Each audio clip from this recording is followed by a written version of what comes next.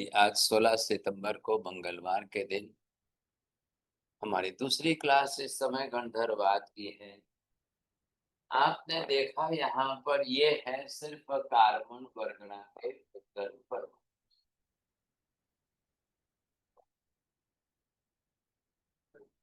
हाँ जी, इधर देखिए ये जो कार्बन वर्गना के पुद्गल परमाणु है, अब संख्या में ये है कितने हैं? अनंत का अनंत बार गुणाकार करो, इतने अनंता अनंत इतने अनंत अनंत कार्बन वर्गना के पुद्गल परमाणु जगत में कब से हैं? अनंत अनंत अनंत भूतकाल से है। एज इट इज टुडे, आज भी उनका अस्तित्व है। अनंत अनंत अनंत भविष्य काल के बाद भी कार्बन वर्गना का अस्तित्व सदाकाल बना रहेगा। बोलिए पम्मी बहन जी, ख्याल आ गया? एक ही सेंटेंस। जी महाराज साहब, अनंत अनंत पुद्गल परमाणु ये इस श्लोक में है। वो अनंत अनंत अनंत काल भूतकाल में भी थे, वर्तमान में भी है और अनंत अनंत भविष्य काल में भी रहेंगे। द एग्जिस्टेंस ऑफ द कार्मिक एटम्स, ख्याल है? अब यही परमाणु कार्बन वर्गना बना रहेगा, ये पॉसिबल नहीं है। इन वर्गणाओं के अंदर अनंत बार पर्याय का परिवर्तन होता ही रहता है। कोई कोई आश्चर्य की बात ही नहीं, न हो ऐसा बनने संभव ही नहीं है। पर्याय तो बनती ही रहेगी। बोलिए मनीषा बहन जी, ख्याल आ गया? जी, एक वर्गना के पुद्गल परमाणु ऐसे रहेंगे संभव नहीं है। अनंत बार इनकी पर्याय बदलती ही रहेगी। कैसे बदलेगी? बोलिए राकेश जी, आ रहा है ख्याल में आपको? कैसे इन परमाणुओं की वर्गणाओं की पर्याय कैसे बदलेगी?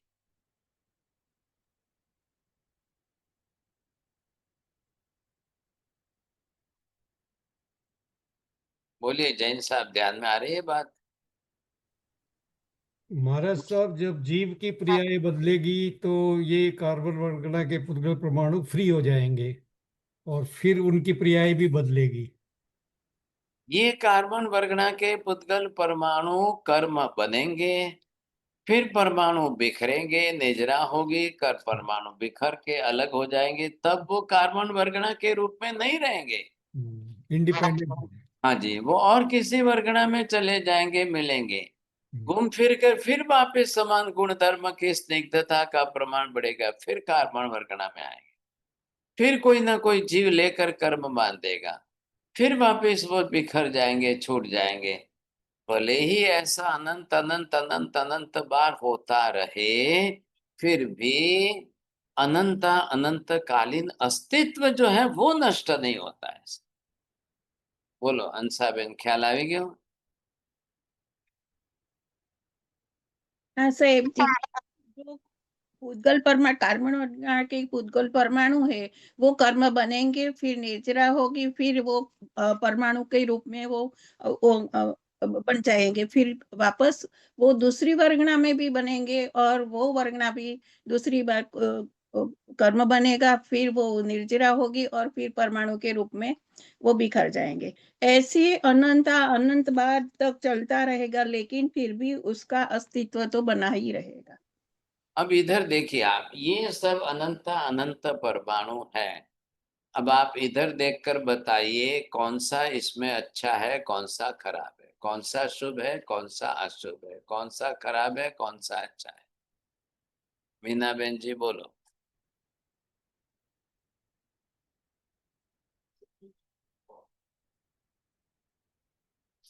Don't say no, it's very easy. क्या बड़ी बात है? Sorry, I wasn't paying attention. Sorry. What चलो was the question? Right. हाँ अंजना बहन जी, क्या ऐसे मैंने क्या पूछा है? प्रश्न बहुत आसान।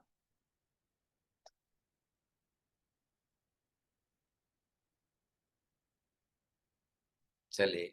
महाराज साहब, जो ऊर्ध्वलोक में है और जो त्रिक्षालोक मनुष्य लोक में है वो सारे शुभ हैं, बाकी नीचे वाले जो है अशुभ हैं।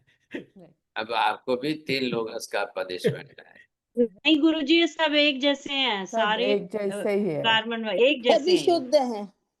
कर्म कर्म बनेंगे जब बनेंगे हमारा साहब, कर्म महाराज बनेंगे जी, जब। हमारे तभी आप शुभ द्वेष हो रहे से हैं। मिलके शुभ अशुभ बनते हैं। सब एक से हाँ। है, सब एक से है। भाव शुभ अशुभ होते हैं, कर्म तो एक जैसे जी ही है। जीवात्मा के कषाय भाव के ऊपर कार्बन वर्गना शुभ और अशुभ बनेगी। आपको यदि घर में बोल दिया जाए कि घर के अंदर जो है गेहूं का आटा है, बताइए आटा अच्छा है कि खराब है? आटा तो आटा है गुरुजी, खराब तो हाँ। क्या हो गया? साहिब जी सामने छानेंगे तो पता चले, छानने से पता चलेगा आटा अच्छा है। नहीं नहीं, नहीं, आटा आटा तो अच्छा आटा है। है। आटा है। भाई, आटे को अच्छा खराब बोलना है कि आटे में से बनी हुई वस्तु को अच्छा खराब बोलेंगे आप? आटा तो जो है वही है ना, गेहूं का आटा है। वस्तु हाँ, आपको उसमें से आपने क्या बनाया? अब किसी ने लेकर के उसी आटे में घी शक्कर गुड़ डाल करके शीरा बना, हलवा बना दिया, और किसी ने उसको हलवा न बना करके सोडा खारा नमक डाल करके कुछ और ही बना दिया ऐसा। वो जाकर के हड्डियों को नुकसान करेगा, और वो शीरा हलवा बनाया है वो शरीर को ताकत देगा। अब दोनों ही अलग अलग प्रकार के पदार्थ बने हैं, तो भाई साहब इसमें आटे का कहाँ दोष है? आटे को लेकर के बनाने वाले ने अपनी तरह से कैसा बनाया है। बोलिए वंदना माता जी, आपको कौन सा पसंद आता है इसमें? हलवा ज्यादा पसंद आता है, कौन सा अच्छा लगता है? महाराज साहब, जो शरीर को फायदा करे वो अच्छा लगता है। अरे वो मत छोड़ो, आप तो पहले पसंदगी बोलिए आप आपकी। नहीं महाराज साहब, जो अच्छा है वही अच्छा लगता है, अच्छा, जिसके गुण अच्छे हैं। तो इसका मतलब ये हुआ कि वंदना माता जी धीरे धीरे विरक्त होती जा रही है, वैराग्यवासित होते जा रहे हैं। चलो बहुत अच्छी बात है, समझे कि नहीं? तो यहाँ पर आपने क्या देखा भाई, परमाणु तो परमाणु है। अब इसमें कोई अच्छा नहीं है, कोई खराब नहीं है। अच्छे खराब का भेद इसमें नहीं होता है। हाँ जी, अब इसको लेने वाला कौन है? अब इधर देखिए जैन साहब, ये जो है यहाँ पर रहने वाले देवी देवता हैं। अब कोई देवता भी लेकर के गलत कर्म बांध दे, अशुभ कर्म बांध दे इन कार्बन वर्गणाओं को लेकर के, तो वो भी पाप करेगा, गलत कर्म बांध करके जा करके दूसरे भव में और कुछ गलत करेगा। जैसे हमारे यहाँ मनुष्यों के अंदर लड़ाई झगड़े राग द्वेष होकर के निकाचित नियाना भी करते हैं, तीव्र द्वेष का बुद्धि से नियाना करते हैं, वैसे वहां भी करते हैं। देवी देवता होना बड़ी बात नहीं है, लेकिन होने के बाद वहां भी राग द्वेष का सहाय आप करोगे, वहां भी एक दूसरे के प्रति आप वैमनस्य रख करके जन्म बिगाड़ोगे, तो कैसे होगा फिर? तो वो तो संसार में वहां भी चलने वाला है, सर्वत्र चलता है। अब ये लेकर के ये भाई साहब कोई देवता है, इन्होंने लेकर के ये जो कार्बन वर्गना के पुद्गल परमाणु लिए, अब इन्होंने लेकर के जो जैसा कर्म बांधा, अब ये बताइए ये कर्म इसने बांधा है। अब ये कर्म इसने अच्छा पुण्य भी बांधा है। आप देखने में आ रहा है यहाँ पर, ये जो कर्म बांधा है ये अशुभ कर्म है, इसको हम नाम देंगे ये अशुभ कर्म बांधा है।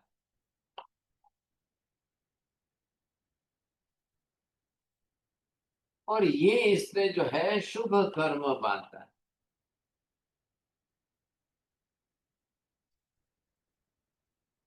अब इधर देख लो, दोनों के लिए इसके पास में रॉ मटेरियल एक ही है, कार्बन वर्गना का ही पुद्गल परमाणु, दोनों को लेकर इसको इसके द्वारा भी बांधा है इसको। अब ये क्यों अशुभ बांधा है? भाई देवता ने वहां पर किसी को गाली दी है, खराब शब्द बोला है, किसी की इंसल्ट की है, किसी के साथ गलत काम किया है, तो इसने अशुभ कर्म बांधा है। अरे आप बोलोगे देवता है, देवता है, देवता है। अरे भाई साहब, यही तो गलती आपने कर ली है। देवी देवता भगवान नहीं होते हैं। भगवान कभी देवी देवता के रूप में नहीं होते हैं। ये बात बिल्कुल फिक्स है, इसमें कोई चेंज आप नहीं कर पाएंगे। बोलिए लीला बहन जी सिपानी, आपको बंद रख के बोलना है, बंद रख के बोलिए। देवी देवता कभी भगवान नहीं होते हैं और भगवान कभी देवी देवता नहीं होते हैं। बस बस, वेरी गुड। अब ये तो बिल्कुल पक्का वाक्य है, शास्त्र का सिद्धांत है, सबको अपने घर में तो लिख के रखना ही पड़ेगा, सबके लिए काम का है। आप गलती से भी देवी देवताओं को भगवान नहीं मानेंगे। कोई भी देवी देवता आ जाए, भाई हाँ वो देव है, हम भी आपको देव कहेंगे, प्रणाम करेंगे, नमस्कार करेंगे, इसमें कोई बड़ी बात नहीं है, लेकिन आप भगवान नहीं हो सकते। हम भगवान किसको मानेंगे? वितरागी को मानेंगे, केवल ज्ञानी को मानेंगे, तीर्थंकर को मानेंगे। हम भगवान उनको ही कहने वाले हैं। और आप वितरागी भी नहीं हो देवी देवता, आप केवल ज्ञानी भी नहीं हो, आप साधु संत त्यागी महाव्रती भी नहीं हो, हम क्यों आपको भगवान माने? जरूर नहीं है ऐसा। हमारे में बिल्कुल शास्त्रों ने सिद्धांत स्पष्ट कर दिए, अब कहीं कोई चेंज होने वाला नहीं। और ये फिक्स परमानेंट सिद्धांत हो गया। अब कोई भी हो, आप संप्रदाय किसी का भी ले लो भाई साहब, कोई भी संप्रदाय हो तो वो भी देवी देवताओं को तो भगवान कहेंगे ही नहीं। और भगवान को कभी देवी देवता के रूप में समझना मत। और फिर मात्र अपने दुख निवारण के लिए उस देवी देवताओं को भगवान बना दो, मेरा दुख टल जाए, मेरा दुख टल जाए, मेरी आपत्ति संकट विघ्न सब दूर हो जाए, मेरा सब दुख दूर करे। देखो ये आपकी जन्मजात धारणाएं पड़ी हुई है मिथ्यात्व के कारण। अब आप इसको पकड़ के मत बैठिए, इसको पकड़ना नहीं है, आपको बदल देना है। तो देवी देवता जो वहां देवलोक में देव गति में रहने वाले हैं, वो भी सब प्रकार के पाप कर सकते हैं, 18 ही प्रकार के पाप कर सकते हैं। और वो चाहे तो शुभ पुण्य भी अच्छा कर सकते हैं। तो जो करोगे वो कर्म बांधोगे। हालांकि वहां पर दान पुण्य तो होना नहीं है ना। किसको दान करने जाएंगे? देवलोक वाले देवी देवता किसको दान करने जाएंगे? वहां वो नहीं है। अरे नहीं है तो दूसरा प्रकार लो, तीसरा प्रकार लो, चौथा प्रकार लो। पुण्य बांधने के लिए भी एक नहीं अनेक प्रकार तरीके हैं। सामान्य रूप से किसी को प्रणाम करना, नमस्कार करने में भी आपको पुण्य बनता है। मन से मानसिक रूप से किसी के प्रति शुभ भाव, अच्छे विचार रखना भी पुण्य बन जाता है। आप सोच लो कितना बड़ा आश्चर्य। वचन युग से शुभ, अच्छे, मधुर, रिस्पेक्टिव, आदरार्थी शब्द बोलने से भी पुण्य बंद हो रहा है। क्या गलत है? तीसरे नंबर पर आप देख लो, फिजिकली कायिक क्रिया में भी किसी के प्रति शुभ व्यवहार अच्छा रखते हो तो भी आपको अच्छा पुण्य उपार्जन हो सकता है। बताइए आप क्या गलत है? अब इन चारों बातों में देवी देवता को चांस मिलता है कि नहीं मिलता है? जिसमें हमारा कुछ नहीं जा रहा है, बहुत इजी हम कर सकते हैं। बोलिए चौड़िया जी, आज सुबह से लेकर अभी तक आपने किसको किसको नमस्कार किया है? मैं तो माँ साहब मैं तो भगवान को, आचार्य श्री को और मेरे पिताजी माता जी को। आपका रोज कितने को होता है?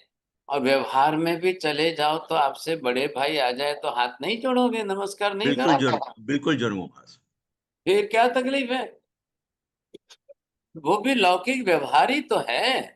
तो लौकिक व्यवहार में शुभ व्यवहार आपका अच्छा पुण्य उपार्जन कराता है, कोई तकलीफ नहीं है। अरे भाई साहब, आप भी रास्ते पर चल रहे हो, आपके साथ में एक बुजुर्ग माता जी चल रहे हैं, वो उन्होंने सब्जी की 2 थैलियां उठाई है, चल भी नहीं पा रहे। अब उनकी उम्र पर चला नहीं जा रहा है, परिस्थिति बस घर का काम कर रहे हैं। आप साथ में चलने वाले ने माता जी को हाथ जोड़ा, नमस्कार किया। एक काम करिए माता जी, आप मेरे को दे दीजिए थैली, चलिए आपको कहाँ घर है, कहाँ पहुंचना है। अब वो माता जी कहे नहीं नहीं आप रहने दो, ये सामने ही तो बिल्डिंग दिख रही। अरे माता जी चलिए मैं आपको पहुंचा दूं। आपको घर तक ले गए साहब, घर में ला करके थैलियां रख करके माता जी को प्रणाम किया।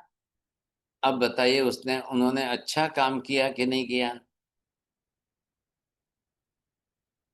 भाई शुभ काम अच्छा है तो पुण्य हो गया, आप कैसे ना कहोगे?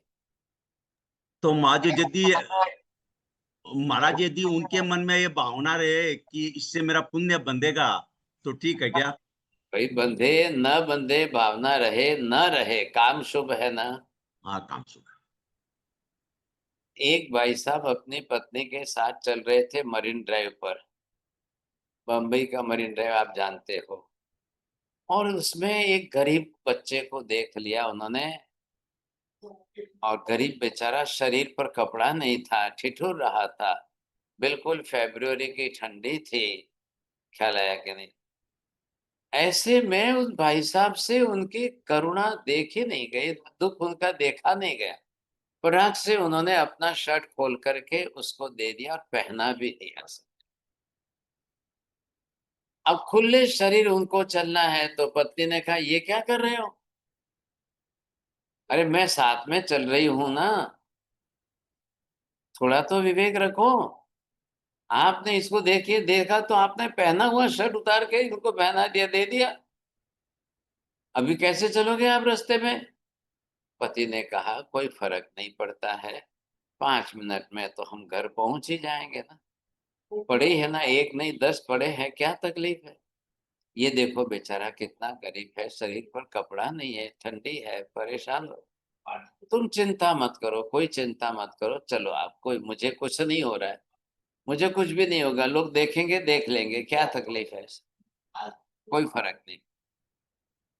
थोड़े से 5 मिनट आगे निकले तो परिचित एक सज्जन मिल गए। उन्होंने पूछा अरे सुरेश जी, क्या आप आज क्या बात है, आज रास्ते पर जो है इतने हजारों के बीच में आप खुले शरीर चल रहे हो, क्या बात क्या है? उन्होंने हकीकत बता दी सबने। ये वो बताने जाए इतने पहले पहले ही तो पत्नी बोलती है कि मैं क्या करूं, परेशान हूं इनसे, इनका दिमाग ऐसा है, देखो ना रास्ते चलते कपड़ा उतार के दे दिया है, क्या करूं? अब मैं भी परेशान हूं, मैं तो कभी साथ चलती नहीं हूं, आज पहली बार तो मैं साथ में आई, अब ये ऐसा करेंगे तो मैं कैसे साथ चलूंगी इनके साथ? तो उन्होंने पूछा भाई साहब क्या बात क्या है, क्या बात है? तो उन्होंने हकीकत बता कि देखो मेरे से रहा नहीं गया। वो बेचारा बहुत दुखी था, क्या उसकी बहुत हालत खराब थी, मेरे से नहीं रहा गया तो मैंने तो निकाल के दे दिया। अब ये मेरे ऊपर थोड़ी चिढ़ती है, अरे तुम्हारे में अक्ल नहीं है, अरे भाई नहीं है, मैं भी समझ। अब 5 मिनट में सामने घर पहुंच जाएंगे, वहां जाके 2 पहन लूंगा, लो क्या फर्क पड़ता है? आपको सुनकर हैरानी होगी, वो सामने आने वाले भाई साहब ने इनको कहा सुरेश जी चलो चलो मेरे को भी बताओ ना वो भाई साहब कौन है, मैं भी देना चाहता, चलो। वो पत्नी वही खड़ी रह गई और वो भाई साहब जो है आए हुए रिश्तेदार को लेकर वहां से पीछे चले गए, पीछे चले गए, बोले देखो मैंने इसको पहनाया है। वो भाई साहब थे, उन्होंने तो कोट पहन के रखा था, उन्होंने भी अपना कोट उतार करके उसको पहना दिया। अब वो पत्नी तो दूर से देखती रह गई, अरे ये कैसे इंसान है? मैंने तो समझा कि मेरे पति को समझाएंगे, ये पागलपन कर रहे हैं, ऐसा है वैसा है, मैंने सोचा कि ये समझाएंगे, ये तो मेरे पति के कहने में आ गए, इन्होंने भी जाके अपना कोट उतार के दे दिया। लो अब क्या करना है साहब, अब परिस्थिति क्या हो गई सब। वो भाई साहब दोनों साथ में लौटे तो पत्नी ने कहा आ तुम्हें शू करियो, ये क्या किया आपने? मैंने तो आपके सामने इनकी कंप्लेन की थी कि ये कैसा तरीका है, पागल आदमी है, और आपने तो उनको साथ में ले जाकर खुद ने भी आपने कोट उतार के दे दिया। ये क्या फायदा मतलब हुआ? उन्होंने कहा जाने दीजिए, क्षमा करिए, मैं आपको नहीं समझा पाऊंगा, आप नहीं समझेंगे, छोड़ो। वो तो हाथ जोड़ के क्षमा याचना करके मिच्छामि दुक्कडम करके चले गए। ये दोनों जने पति पत्नी घर पहुंच गए। घर पहुंचकर उन्होंने कहा ये लो, देखो मैंने एक पहन लिया ना, अब तुमको खुश करने के लिए मैं दूसरा और पहन लूं, दो पहन लूं, लो। अब पत्नी कहती है क्या जरूर है, घर में पहनने के लिए कौन कहता है आपको? घर में भले ही आप बिना पहने रहिए, लेकिन रास्ते पर आपने ऐसा कर दिया, चालू बाजार के अंदर इतने लोगों के बीच में। तो पति ने कहा क्या हो गया, मेरी इंसल्ट हो गई, मेरी अक्ल खत्म हो गई, मुझे लोग कल जाएंगे तो चलो मैं कल वापस आपके साथ चलता हूँ, आप रास्ते पर चलेंगे, समझेंगे। पत्नी कहती आज के बाद दूसरी बार मैं कभी आपके साथ चलूंगी नहीं, मैं कभी नहीं आऊंगी, मेरी तो इज्जत जाती है, मैं तो देख रहे क्या ये ऐसा स्वरूप होता है क्या, मैं तो नहीं आऊं। पति ने कहा एक दिन के लिए चलो, लोगों का अभिप्राय लेते हैं। ख्याल आया कि नहीं? चलो आप चलिए, हम लोगों का अभिप्राय लेते हैं। कैसे भी मना करके समझा करके पत्नी को साथ में लेके आए। दूसरे दिन वही समय वही टाइम था, क्योंकि यहाँ पर मरीन ड्राइव की पाली के समुद्र किनारे लोग बैठते हैं ना, समझे कि नहीं? तो सब लोगों ने देखा था इनको, जिन्होंने जिन्होंने देखा था, तो भाई साहब ने जैसे ही वो आए, अभी तो किसी को बुलाया ही नहीं, पाली पर बैठे हुए लोग आकर के उनको हाथ जोड़ने लगे, नमस्कार करने लगे। भाई साहब बहुत बहुत सज्जन आदमी है आप, बहुत सज्जन आदमी, बहुत अच्छे इंसान है आप, बहुत अच्छा काम करते हो, बहुत पुण्यशाली आदमी हो। जैसे जैसे चलते गए आगे बढ़ते गए, जैसे जैसे चलते गए आगे बढ़ते गए, एक के बाद दूसरे, दूसरे के बाद तीसरा, तीसरे के बाद चौथे, जो लेको ने उन्होंने कल देखा था वो सामने आए। वो सब सामने आए के हाथ जोड़ के नमस्कार करते हैं, शेठ जी बहुत अच्छा किया, बड़ी हिम्मत की आपने, भले ही बाजार के अंदर आपने पहना हुआ शर्ट निकाल के दे दिया, कोई बड़ी बात नहीं। शेठ जी अब एक काम करिए, हम भी आपके साथ जुड़ते, हमको भी लेके चलिए, हम भी कभी ना कभी ऐसा ही दान पुण्य करें। आप सुनकर हैरान हो जाएंगे, 25-30 लोगों का ग्रुप हो गया। अब वो यूं रोज मिलते हैं, जिसको जो लाना है लेके आओ, आपकी जो भावना है। फिर वो चल करके 4 किलोमीटर 5 किलोमीटर चलते हुए जो रास्ते पर गरीब मिले, जो दिन दुखी मिले, सबको देते जाते। इन 25-30 लोगों ने अपना ग्रुप बना लिया। कभी ये लोग पैसा इकट्ठा करके सर्दी के दिनों में, विंटर में जो है ब्लैंकेट्स लाते, रात को 2 बजे निकलते, जितने सोए हुए हैं खुले शरीर वाले किसी को ढक देते थे, ब्लैंकेट उड़ा देते थे। कभी कुछ पुण्य, कभी एक साथ में केले लेकर के चलते थे, सबको खिलाते जाते थे। ऐसा करते करते इतना अच्छा शुभ पुण्य उपार्जन करने में ये 25-30 का ग्रुप बन गया। इनको देखते देखते दूसरे और जुड़े साथ में, 2 बरस के अंदर उनके ग्रुप के अंदर लगभग लगभग 60-70-80 लोग हो गए। अब सब मिलकर के ये पुण्य उपार्जन करते हैं। अब पत्नी को कहते हैं कि देखो कितना फायदा हुआ, कितना कितना फायदा हुआ, कितने लोग जुड़ गए, कितने लोग रोज पुण्य उपार्जन कर रहे। पत्नी नाराज है उनसे, बोलते तुम आधे पागल हो, तुम्हारे साथ में रास्ते पर बाजार में नहीं आऊंगे सब। अच्छा तू आ या ना आ, तू भी तो दान पुण्य करना कुछ। तो बोले आपको जितना देना है मेरे को दे दो। पति ने कहा मैं दे तो देता हूं, लेकिन तुम दान पुण्य करो, पहले से ये करना चालू करो। आपको क्या मतलब है, आप मेरे को जो देना है दे दो बस। बोले मैं आपको देता हूं, आप देने लगो तो मैं डबल दूं, 4 गुना दूं, लेकिन आप दीजिए। अब पत्नी से छूटता ही नहीं है, वो देने को राजी नहीं है। वो जो मिले वही खुद अपना भोग उपभोग में लगाने को राजी है। अब परिस्थिति क्या हो ये सोचिए आप इधर। अब यहां से यही कार्बन वर्गना दूसरों को भी ले ली। अब ये दूसरे कोई भी हो, अब वो ले करके अपनी तरफ से अब इसको लिया और इसको ले करके किसी ने ये कार्बन वर्गना के पुद्गल परमाणु, अब ये लेकर के उसने अशुभ कर्म बांधा। अब दोनों ही अशुभ कर्म बांधे, शुभ पुण्य नहीं है, देख लो आप। इसमें और इसमें फर्क आपने समझ लिया है। ये भाई साहब जो है, अब कोई वस्तु के लिए संबंध नहीं है, लेकिन देने में बोलने में गाली देते हैं, अपशब्द बोलते हैं। ये भी अपनी तरह से ये कार्बन वर्गना के पुद्गल परमाणु लिए और ये अपनी तरह से अशुभ कर्म बांध। अब ये बताइए आप, ये दोनों ने इस तरह से ये अशुभ कर्म क्यों बांधा?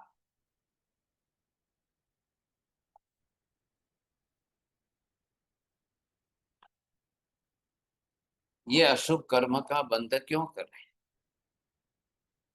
क्या इनके पास शब्दों की कमी है? क्या आपके पास अच्छे शब्द नहीं है? आपके पास अच्छे रिस्पेक्टिव वर्ड्स नहीं है? क्या कर रहे हैं आप? बोलिए ना, दो शब्द अच्छा बोलने में क्या जा रहा है आपको? नहीं बोल भाई साहब, कोई पैसा नहीं देना है आपको, फिर क्या तकलीफ है? क्यों नहीं बोल पा रहे हो किसी के लिए अच्छा? ये भाई साहब कुछ ऐसे ही। अब ये लोग भी लेना तो यही है, कार्बन वर्गना के पुद्गल परमाणु यही ले रहे हैं, ये भी यही ले रहे हैं। ये अशुभ कर्म बांध रहे हैं, ये शुभ कर्म बांध रहे हैं। अब इसके अंदर जो अशुभ कर्म बांधा है, बस इसी का नाम पाप है। ये जो शुभ कर्म बांधा है, इसी का नाम पुण्य है। दोनों ही कर्म है, दोनों कर्म है, लेकिन अब दोनों का रिजल्ट देखना। ये कर्म जब उदय में आएगा, ये जब चलेगा साथ, तो ये आपको दुख देगा ही देगा। ये दारिद्र्य देगा, ये दौर्भाग्य देगा, ये दुर्गति देगा। चला है कि नहीं? अब ये कर्म आपको क्या रिजल्ट देगा? और इधर वाला ये कर्म जो है, अब ये शुभ पुण्य कर्म है, तो ये आपको क्या देगा? अब इसमें से चलिए तो ये कल सुख देगा, संपत्ति देगा, संतति देगा, सदगति आपकी अच्छी कर देगा। आपको जो जो पुण्य योग से शुभ जो जो मिलना है, अच्छा मिलता जाएगा, मिलता जाएगा। इसका काम है, समझे कि नहीं? उसको बोला सेठ ट्रस्टी, वो पता, ये हमें समझना है ना, इसका हमको ख्याल आ जाएगा। अब ये नहीं समझे तो नहीं ख्याल आएगा ना, कभी नहीं समझ। शुभ अशुभ का विवेक कैसे करेंगे आप? अब ये शुभ और ये अशुभ, अब आप बताएंगे कि इसका क्या दोष है क्या? ये तो कार्बन वर्गना के पुद्गल परमाणु, इनका कोई दोष होता ही। तो इसके अंदर आपने ये देखा कि शुभ अशुभ का कितना फर्क है। तो यहाँ जैसे शुभ अशुभ का जो भी भेद है, किसने शुभ किया, किसने अशुभ किया, ये तो कोई इसका तो दोष ही नहीं है। ये तो जड़ पुद्गल परमाणु है। जड़ पुद्गल परमाणु में आप किसको शुभ कहेंगे, किसको अशुभ कहेंगे? अच्छा कौन सा है, खराब कौन सा है? अब ये परमाणु है, अनंत इकट्ठे होने पर भी जब नहीं दिखाई दे रहे हैं, तो दूसरी बात तो कहाँ रही? कहां से दिखने का प्रश्न आएगा?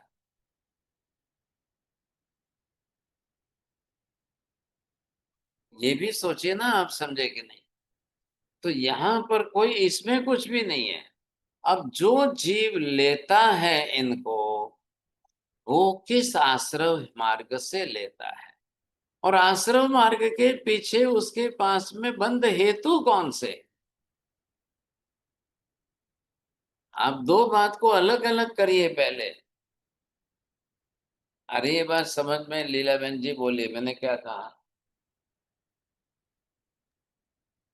आश्रय लेने से पहले एक तो बंद हेतु कौन से हैं, और एक आपने बताया आश्रय का कि लेने का मतलब भाव क्या है।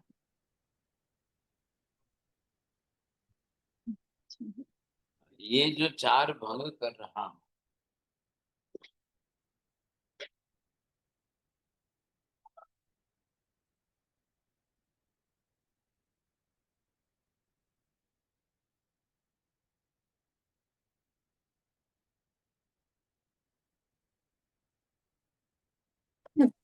मध्य वंदन साहिब जी। जी फर्स्ट वन, आश्रव अच्छा हो परंतु बंद हेतु खराब है। आश्रव अच्छा हो और बंद हेतु भी अच्छा है। आश्रव खराब है और बंद हेतु अच्छा है। आश्रव खराब है और और बंद हेतु भी खराब है। चलो अब इसका क्या अर्थ क्या बैठता है देख लो। कैसा अर्थ करेंगे आप, किस प्रकार से अर्थ बैठेगा।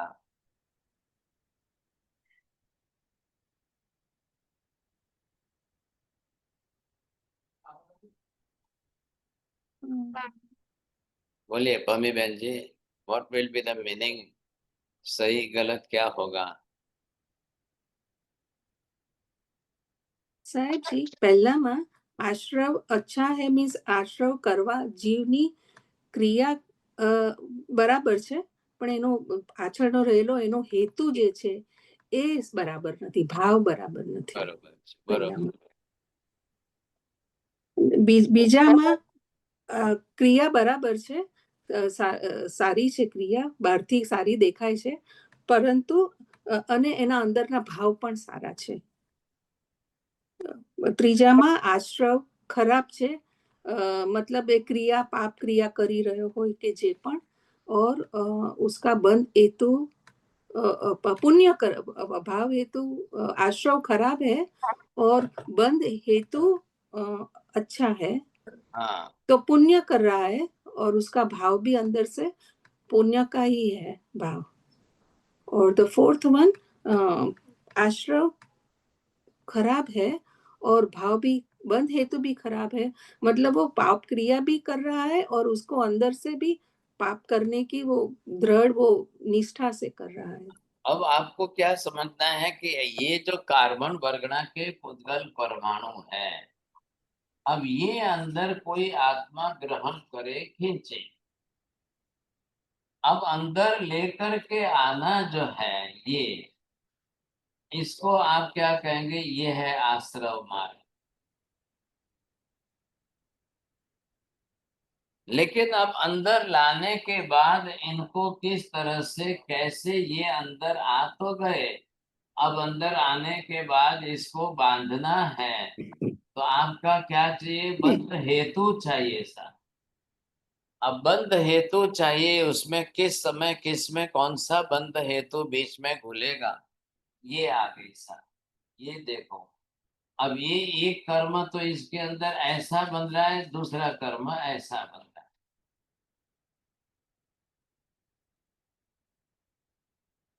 ये शुभ पुण्य का कर्म बन गया, ये अशुभ पाप का बन गया। क्यों ऐसा हो गया, ऐसा होने का कारण क्या था। तो जो अंदर बंद हेतु जो घुल रहा है ना, वो काम का है। किसी ने दूध में शक्कर डाली और किसी में दूध ने नमक डाल दिया, अब कौन सा अच्छा हुआ कौन सा खराब हुआ, दोनों आप देख लोगे।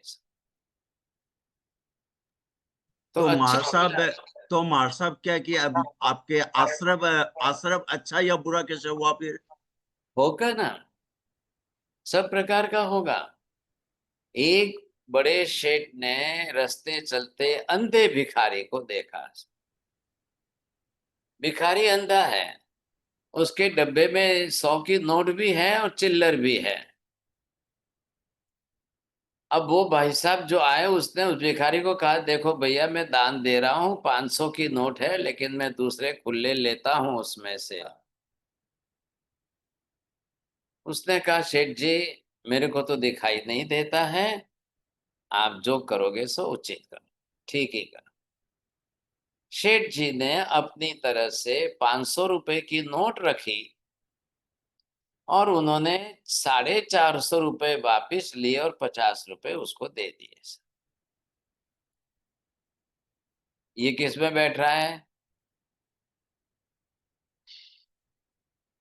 ये आपके सेकंड में बैठ रहा महाराज। चलो, आश्रफ दूसरा आदमी आया, उसने देखा कि कहीं ये सेठ जी गए, इसने 500 की नोट रखी है, वो भी आके बैठ गया। वो कहता है मैं भी दान दे रहा हूं। अपने तरफ से दान देने के बहाने उसने 500 रुपए चोरी कर लिए।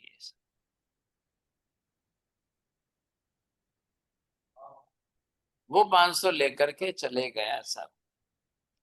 थोड़े से चिल्लर उसने तो 50 रुपए के चिल्लर थे डाले, ताकि उसको आवाज आ गई तो भिखारी समझ गया सेठ जी डाल रहे हैं, दे रहे हैं। तीसरा आदमी आया, उसने कुछ भी नहीं किया, सिर्फ एक नकली नोट डाल दी सर। चौथा आया, सब कुछ उठाकर लेकर भाग गया सर। अब अलग अलग किस्म के लोग आते हैं, रास्ता है, रोड पर है। भिखारी तो वैसे भी नहीं देख रहा है भाई साहब, वो तो बैठा है। पूरे दिन बैठे रहने के बाद जब शाम को यूं यूं करके टटोलता है कि भाई क्या क्या आया, क्या लेके चलो, तो देखा तो डब्बा भी खाली है, एक पैसा भी नहीं है। वो सेठ ने मेरे को बोला था 500 रुपए डालना, वो कहाँ गए, वो कहाँ गए, वो कहाँ गए। अब आपने ये देखना कि पैसा डालना, देना उसको, डालना उसको, वो है आश्रव की क्रिया। अब लेना न लेना, कितना लेना, कितना डालना, क्या करना, उसके पीछे बंद हेतु भी है कि नहीं है। अच्छी क्रिया खराब क्रिया दोनों हेतु अच्छे खराब के देख रहे हो कि नहीं।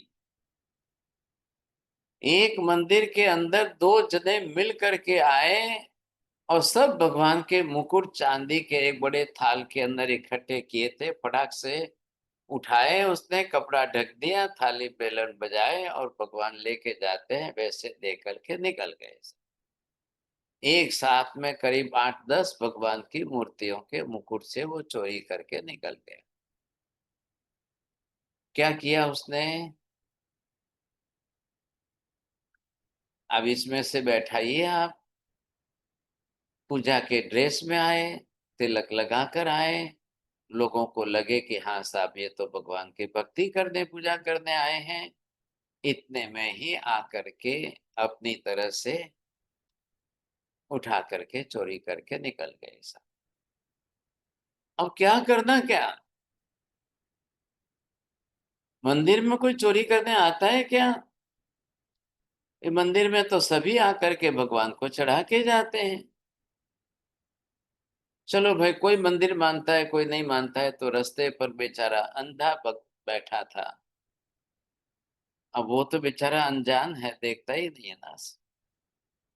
अब कोई क्या रख के जाए, कोई लेकर के ही चला जाए, कोई कहता है मैं डाल के खुला लेके जाता हूँ। ऐसे करके सब जो आते हैं, तो क्रिया तो देने की सबकी है, लेकिन बंद हेतु सबके अलग अलग है। बंद हेतु सबके अलग अलग है। आश्चर्य इस बात का होता है कि ये क्या है। मात्र क्रिया मत देखिए। अब यहां से कार्बन वर्गणा के पुद्गल परमाणु लेकर के ये चारों ही जन कर्म बांधने वाले हैं, चारों ही। लेकिन चारों के अंदर पहले निर्णय करिए कि आश्रव अच्छा है कि बंध हेतु अच्छा है, आश्रव खराब है कि बंध हेतु खराब है। अब बरोबर ध्यान दीजिए। अब संसार के समस्त जीवों की प्रक्रिया ये है। अब हमको डिटेल में अभ्यास करना है। ये प्रकार जो 42 के प्रकार में है सर, इसके प्रकार बहुत हैं। 42 प्रकार है इसके।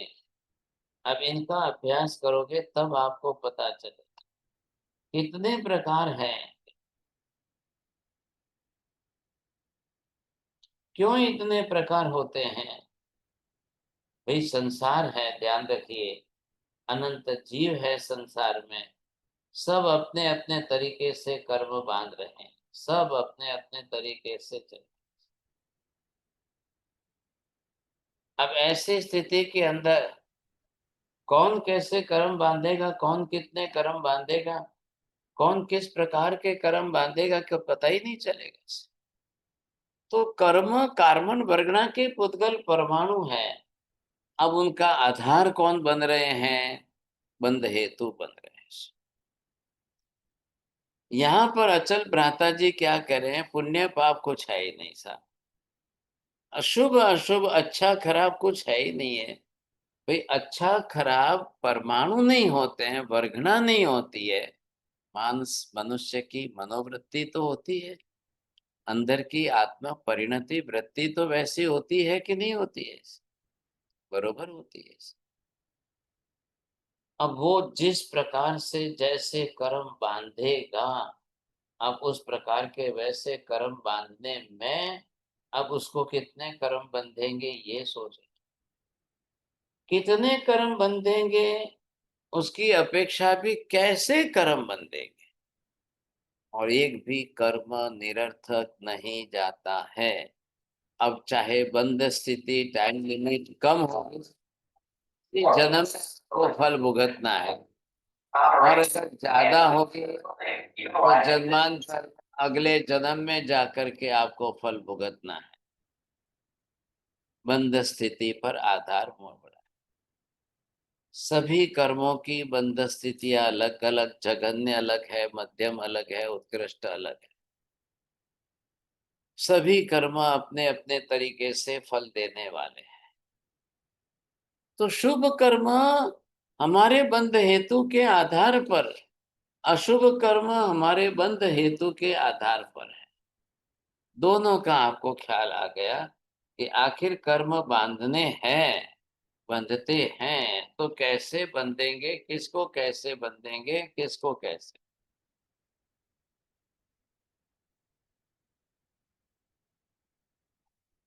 સાહેબ જી આ ત્રીજું સમજના પડી કે આશ્રવ ખરાબ અને બંધ હેતુ अच्छा कैसे हो सकता है। કાકા ન હોય ક્રિયા તમારી જે છે ખરાબ હોવા છતાંય તમારા મનના હેતુ અચ્છા છે। એક મમ્મી છોકરાને થપ્પડ મારે છે, ક્રિયા તો ખરાબ છે પણ બંધ હેતુના ભાવ સારા છે કે છોકરો સુધરે, કાલે ભવિષ્યમાં ચોરી ન કરે, એના બંધ હેતુ સારા છે। એટલે એના માટે તો બદલાઈ ગઈ ને આખી વાત।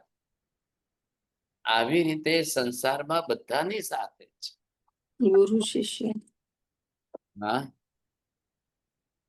साहेब जी, જે પહેલું છે ને આશ્રવ अच्छा हो और बंध हेतु खराब, तो फॉर एग्जाम्पल कोई दान दे रहे हैं और अंदर से अभिमान कर रहे हैं, तो वो तो बंध हेतु खराब हो गया ना साहब जी। चोरी भी कर सकता है, गाली देकर दे सकता है, थप्पड़ मार के दे सकता है, धक्का मार के दे सकता है, दे भी रहा है और फिर वापस उसको धक्का मार के गाली कर निकाल रहा है।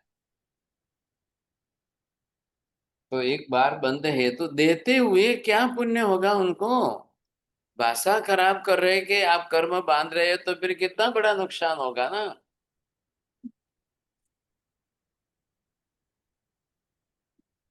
आभार साहब। साहिब जी, इसका मतलब पल पल सचेत रहने की आवश्यकता है, चाहे आप कोई भी क्रिया करें। नहीं नहीं, इसमें आपका आशय शुद्धि बनाइए ना, ये ध्यान रखना है आप। अबंध हेतु ये आशय शुद्ध करता है। हाँ गुरुजी, आश्रव शुभ का चल रहा हो तो अशुभ का भी हो सकता है साथ में, कि खाली? बिल्कुल हो सकता है, नहीं कैसे हो सकता है? हाँ, वो समझाओ कि शुभ अशुभ दोनों आश्रव कैसे हो शेठ सकता का है हो एक साथ? सकता है हमारे साथ। आपको हुआ ना यहाँ पर, ये शुभ हुआ, ये अशुभ हुआ। भाई आपने शुभ अशुभ शब्द बोला है, मैंने अच्छा खराब लिखा। हाँ, मतलब एक साथ दोनों अच्छा खराब हो सकता है एक साथ? सब एक साथ में समयांतर तो होगा ना, थोड़ा थोड़ा टाइम ओके। बदल जाएगा, एक सेकंड में दूसरा आ गया, दूसरा बदल अच्छा। गया। ओके, समझ गया, हाँ ये थैंक यू। मनमन सेठ का उदाहरण ले सकते हैं। हाँ देते वक्त तो शुभ था और फिर उसने अशुभ कर दिया। बिल्कुल। साहिब जी, आश्रव क्रिया को हम प्रवृत्ति बोल सकते हैं बिल्कुल।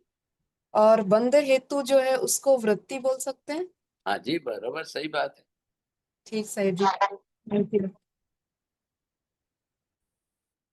नमो अरिहंताणं नमो सिद्धाणं नमो आर्यरियाणं नमो वज्रायणं नमो लोये सव्वसाहु हे सुपंच नमोकारो सव्वपावपणासनो मंगलाणं च सव्येसिं परमं हवै मंगलम् मंगलं भगवान् वीरो मंगलं गौतम प्रभु मंगलं स्थूलिभद्राद्य जैन धर्मोस्तु मंगलम् चत्तारि मंगलम् अरिहंता मंगलम् सिद्धा मंगलम् साहु मंगलम् केवले पन्नतो धम्मो मंगलम् चत्तारि लोकोत्तम अरिहंता लोकोत्तम सिद्धा लोकोत्तम साहु लोकोत्तम केवले पन्नतो धम्मो लोकोत्तम चत्तारि शरणं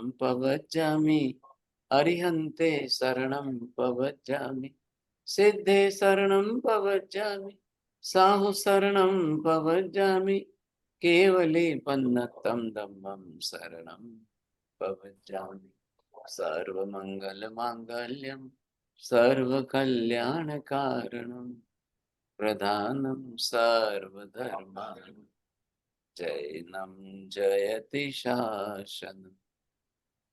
સાહેબ ત્રિકાલ વંદના સાતામાં રહેજો સાહેબ, વંદના ત્રિકાલ સાહેબ વંદના. જી,